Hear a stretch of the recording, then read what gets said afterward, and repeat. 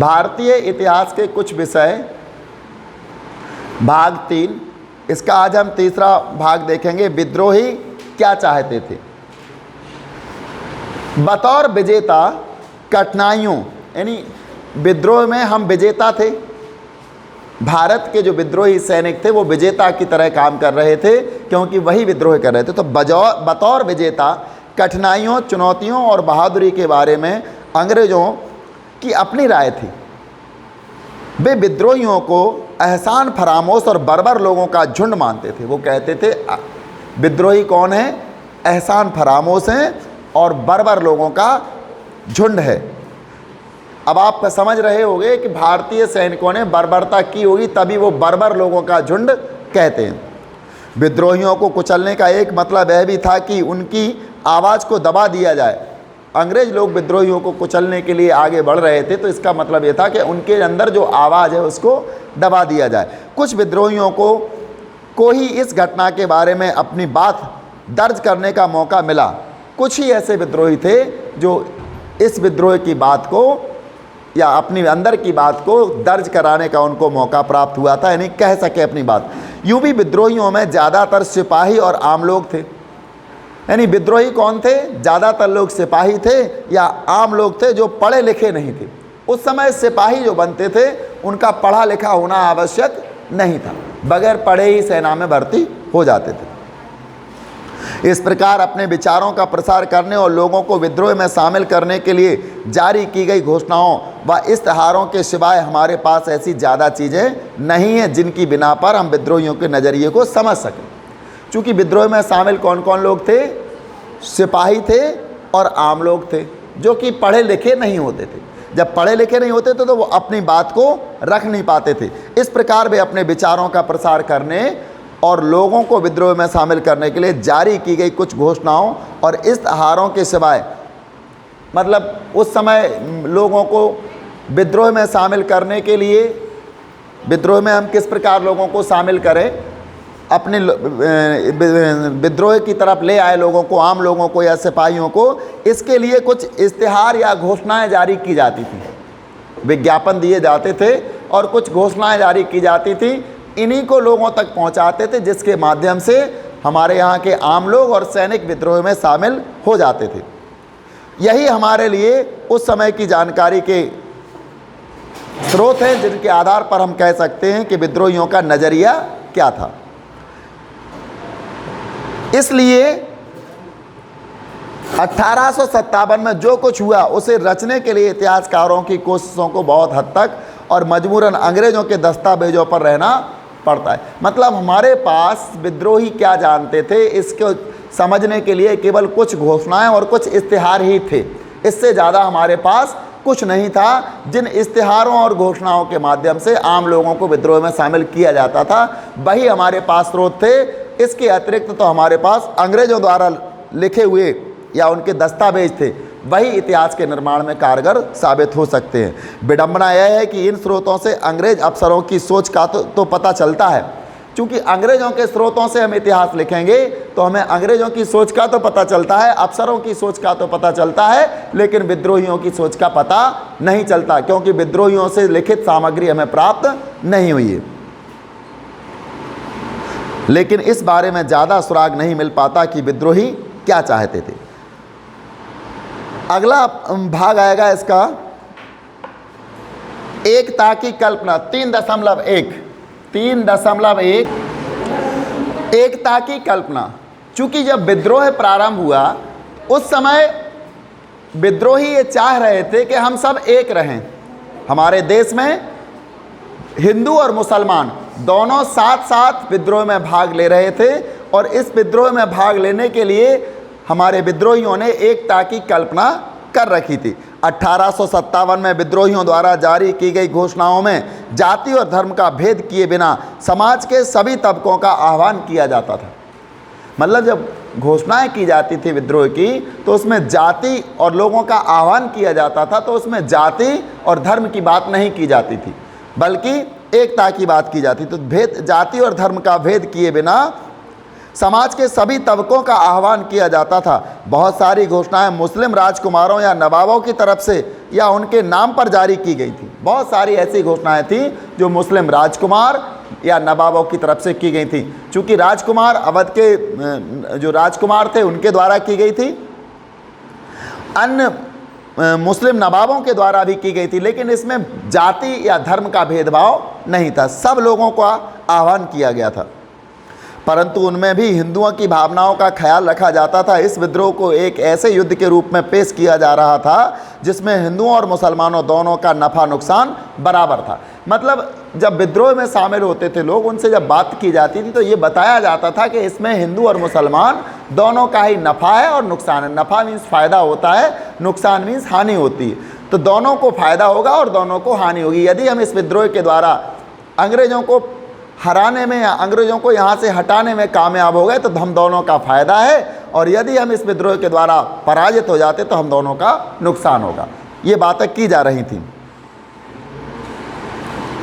इश्तिहारों में अंग्रेज़ों के से पहले के हिंदू मुस्लिम अतीत की ओर संकेत किया जाता था। मतलब जब इश्तिहार दिए जाते थे तो उसमें अंग्रेज़ों से पहले के हिंदू और मुस्लिम अतीत की ओर संकेत किया जाता, बताया जाता था कि हम हिंदू और मुस्लिम अतीत में यानी आज के समय से पहले किस प्रकार रहते थे। और उस समय जो मुग़ल काल आया था, मुग़ल काल की गौरव गाथाओं का गान भी किया जाता था, जिससे हिंदू मुसलमानों की तरफ आकर्षित हों और दोनों एकजुट होकर के विद्रोह में शामिल हो सकें। ये बताया जा रहा था कि अतीत में हम कैसे मित्र थे, एक साथ रहते थे, और मुग़ल काल में मुग़ल शासकों ने, जिनमें अकबर का नाम प्रसिद्ध है, इनने किस प्रकार से हम लोगों में एकता करवाई, भाईचारे की भावना से हम लोग रहते थे। तो मुग़ल काल की गौरव गाथाओं का भी इस समय गुणगान किया जाता था।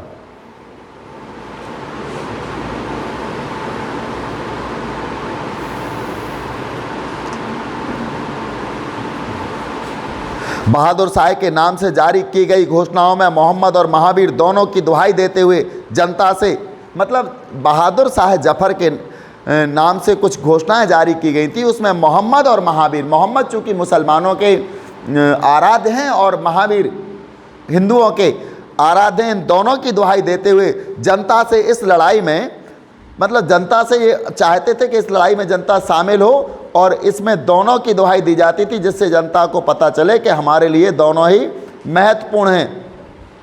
हिंदू और मुसलमानों के बीच खाई पैदा करने की अंग्रेज़ों द्वारा की गई कोशिशों के बावजूद ऐसा कोई फ़र्क नहीं दिखाई दिया। यानी हिंदू और मुसलमान क्या कर रहे थे, मतलब अंग्रेज़ों ने हिंदू और मुसलमानों के बीच में खाई पैदा करने की कोशिश की। बहुत सारे उन्होंने प्रयास किए थे जिससे हिंदू और मुसलमान आपस में लड़ जाएं, आपस में वैमनस्यता पैदा कर लें, लेकिन इसका कोई फ़र्क नहीं पड़ा।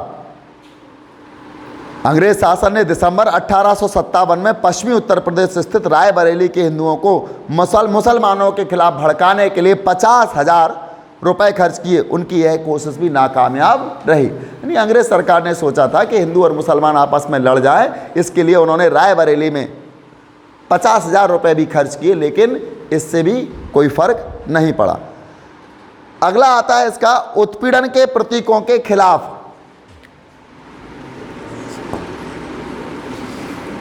तीन 3.2 उत्पीड़न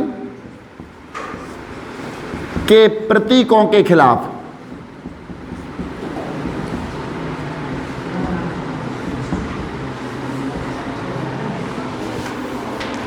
इन घोषणाओं में ब्रिटिश राज, जिसे विद्रोही फिरंगी राज भी कहते हैं, से संबंधित हर चीज़ को पूरी तरह खारिज किया जा रहा था। यानी ये जो घोषणाएं की जा रही थी यूएस की विद्रोह की, इनसे संबंधित हर चीज़ की पूरी तरह, यानी ब्रिटिश राज की जो भी चीज़ें थी उनको पूरी तरह खारिज किया जा रहा था। देसी रियासतों पर कब्जे और समझौते का उल्लंघन करने के लिए अंग्रेज़ों की निंदा की जाती थी। जिन अंग्रेज़ों ने जिन देसी रियासतों पर कब्जा कर लिया था या उन्हें अपने अधीन कर लिया था, उसकी इन घोषणाओं में निंदा की जाती थी। विद्रोही नेताओं का कहना था कि अंग्रेज़ों पर भरोसा नहीं किया जा सकता। विद्रोही नेता क्या कहते थे कि हम अंग्रेज़ों पर भरोसा नहीं कर सकते। वो किस प्रकार से राज्य को हड़प लेते हैं। लोगों को इस बात पर गुस्सा था कि ब्रिटिश भूराजस्व व्यवस्था ने बड़े छोटे भूस्वामियों को ज़मीन से बेदखल कर दिया था और आम लोगों को किस बात पर गुस्सा था कि इनकी जो भू राजस्व प्रणाली थी, इनकी जो लगान लेने की प्रणाली थी, इसके द्वारा बहुत सारे जमींदार, बहुत सारे किसानों को अपनी भूमि खोनी पड़ी या भूमि से बेदखल होना पड़ा। और विदेशी व्यापार ने दस्तकारों और बुनकरों को तबाह कर डाला था। एक और तो अंग्रेज शासन की नीतियां थीं जिससे किसान भूमि से बेदखल हो रहे थे, और उनकी व्यापारिक नीतियों के कारण हमारे यहाँ के हस्तकार और दस्तकार कारीगर अपने उद्योगों से भी हाथ धो रहे थे। ब्रिटिश शासन के हर पहलू पर निशाना साधा जाता था। ऐसी घोषणाएं जब की जाती थी, विद्रोह के लिए लोगों से बात की जाती थी, तो उनको ये बताया जाता था कि देखिए आम लोगों की ज़मीन जा रही है इनकी भू राजस्व प्रणाली से, और बुनकर, हस्तशिल्प, शिल्पकार जो भी थे, कारीगर, इन सब के उद्योग नष्ट हो रहे हैं। तो जनता को ऐसा भड़काया, ऐसा उनके सामने घोषणाएं की जाती थी जिससे जनता एकजुट होकर अंग्रेजों से लड़ सके। फिरंगियों पर स्थापित और सुंदर जीवन शैली को नष्ट करने का आरोप लगाया जाता था, और ये भी आरोप लगाया जाता था कि हमारी जो जीवन शैली थी वो बहुत अच्छी थी, लेकिन इस जीवन शैली को नष्ट किसने किया है? फिरंगियों ने नष्ट किया है। विद्रोही अपनी उस दुनिया को दोबारा बहाल करना चाहते थे, और जो विद्रोही थे, जो पहले वाली जो दुनिया थी, अतीत में हम रहते थे, हिंदू मुस्लिम साथ साथ कैसे रहते थे, मुगल कालीन गौरव गाथाएं क्या थी, हम आपस में अपने जीवन को जीते थे, इन सब बातों को, हमारा जीवन सुंदर था, सुंदर जीवन शैली थी, इसको अंग्रेजों ने नष्ट किया था। इन सब बातों के कारण विद्रोही अपनी उस दुनिया को दोबारा प्राप्त करना चाहते थे। विद्रोही घोषणाएं इस व्यापक डर को व्यक्त करती थी कि अंग्रेज हिंदुओं और मुसलमानों की जाति और धर्म को नष्ट करने पर तुले हैं। जो विद्रोही घोषणा करते थे, विद्रोही लोग जनता को या सैनिकों को विद्रोह में शामिल होने के लिए जो घोषणाएं करते थे, वो इस बात को पर जोर देते थे कि अंग्रेज हिंदू और मुसलमानों के धर्म को नष्ट करना चाहते हैं, और इस धर्म को नष्ट करने के लिए उन्होंने क्या किया है? चर्बी वाले कारतूसों का उल्लेख किया है। और वे लोगों को ईसाई बनाना चाहते हैं। हिंदू और मुसलमान दोनों का धर्म नष्ट करके वो क्या करना चाहते हैं? लोगों को ईसाई बनाना चाहते हैं। इसी डर की वजह से लोग चल रही अफवाहों पर भरोसा करने लगे। लोगों को प्रेरित किया गया कि वे इकट्ठे मिलकर अपने रोजगार, धर्म, इज्जत और अस्मिता के लिए लड़ें। लोगों से ये कहा जा रहा था कि आप अपने रोजगार के लिए लड़िए, आप अपने धर्म के लिए लड़िए, और आप अपनी अस्मिता के लिए लड़िए। अस्मिता मतलब अपनी इज्जत के लिए भी आप लड़िए। यह व्यापक सार्वजनिक भलाई की लड़ाई होगी, और कहा जा रहा था लोगों से कि ये लड़ाई कैसी होगी? व्यापक सार्वजनिक भलाई की लड़ाई होगी, जिसमें सब लोगों का हित होगा, सर्वजन हिताय होगी। ये जैसा कि हम देख चुके हैं, बहुत सारे स्थानों पर अंग्रेजों के खिलाफ विद्रोह उन तमाम ताकतों के विरुद्ध हमले की शक्ल लेता था। मतलब जब भी विद्रोह होता था तो उन तमाम ताकतों के खिलाफ हमले की शक्ल ले लेता था, जिनको अंग्रेजों के हिमायती या जनता का उत्पीड़क समझा जाता था। जो भी जनता की उत्पीड़न करते थे, जनता को परेशान करते थे और अंग्रेजों का पक्ष लेते थे, उनके खिलाफ विद्रोह हो जाता था। चाहे वो साहूकार हो या फिर व्यापारी हो, जिनको अंग्रेजों का पिट्ठू या अंग्रेजों का हिमायती समझा जाता था, उन पर भी विद्रोही भड़क जाते थे। कई दफ़ा विद्रोही शहर के संभ्रांत को जानबूझकर बेइज्जत करते थे। कई बार तो विद्रोही शहर के जो संभ्रांत व्यक्ति होते थे, रसूखदार व्यक्ति होते थे शहर के, उन व्यक्तियों को जानबूझकर बेइज्जत करते थे। गांव में उन्होंने सूदखोरों के बही खाते जला दिए और उनके घर तोड़ फोड़ डाले। इससे पता चलता है कि विद्रोही तमाम उत्पीड़कों के खिलाफ थे और परंपरागत सोपानों को खत्म करना चाहते थे। इसमें हमें एक वैकल्पिक दृष्टि, संभवतः एक ज़्यादा समतापरक समाज की कल्पना दिखाई देती है, पर यह सोच उनकी घोषणाओं में नहीं दिखाई देती। उनमें तो फिरंगी राज के खिलाफ तमाम सामाजिक समूहों को एकजुट करने का ही आह्वान किया जाता था।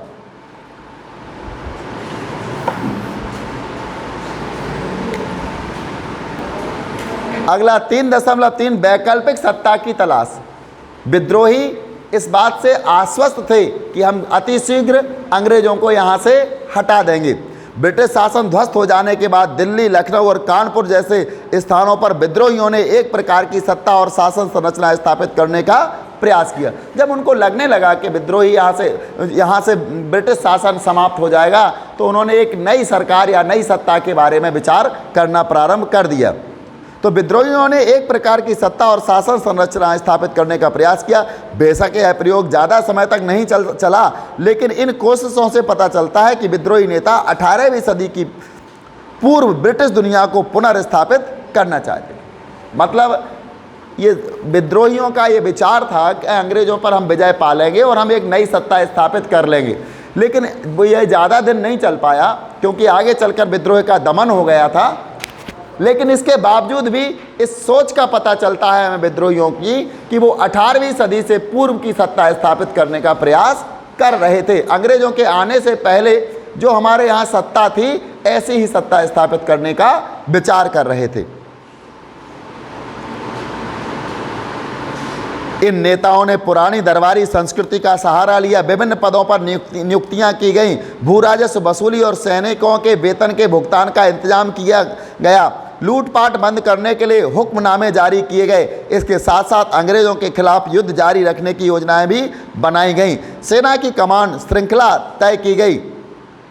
इन सारे प्रयासों में विद्रोही 18वीं सदी के मुगल जगत से ही प्रेरणा ले रहे थे। मतलब ये जो प्रयास थे वो कौन से थे? 18वीं सदी के पहले के जो मुगल साम्राज्य के प्रयास थे, ये सारी चीज़ें मुगल साम्राज्य की थी। यह जगत उन तमाम चीज़ों का प्रतीक बन गया जो उनसे छिन चुकी थी।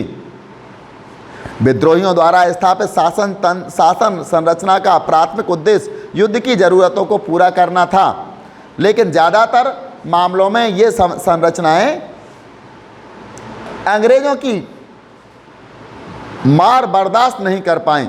अवध में अंग्रेज़ों के खिलाफ प्रतिरोध सबसे लंबा चला। सबसे ज़्यादा प्रतिरोध कहाँ चला था? अवध में चला था। वहाँ लखनऊ दरबार द्वारा जवाबी हमले की योजनाएं बनाई जा रही थीं और 1857 के आखिर तथा 1858 के शुरुआती महीनों तक हुक्म की श्रेणियाँ वजूद में थीं। नमस्कार।